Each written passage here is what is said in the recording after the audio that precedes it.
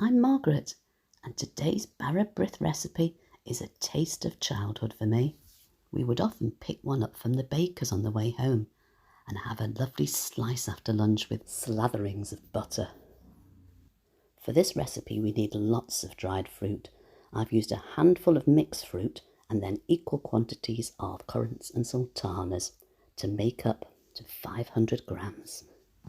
The apricot jam and the dark brown sugar make it beautifully sweet. I've used 3 PG Tips tea bags in this tea, and now it needs a good mix. Making sure that the apricot jam and the sugar have been well mixed in. Then it can be popped in the fridge overnight, covered in cling film, ready for the next day's bake.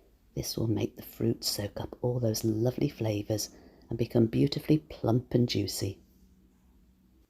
So let's prepare the tin. You can get liners for a loaf tin. I tend to use baking paper. Clip the edge right up to the base at all corners.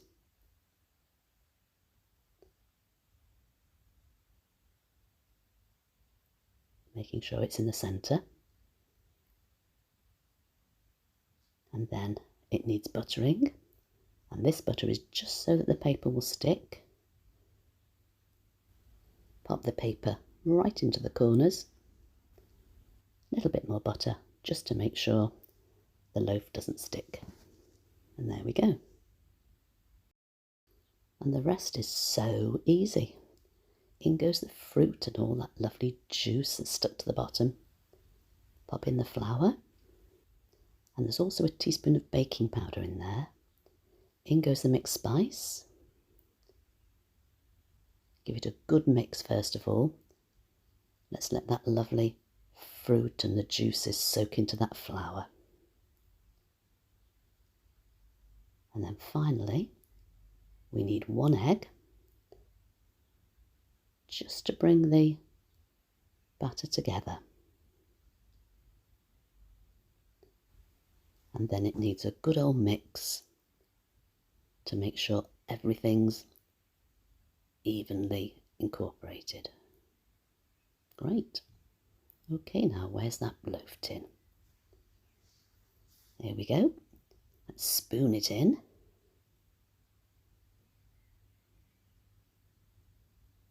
Don't want to leave any behind. Every last scraping has to go in there.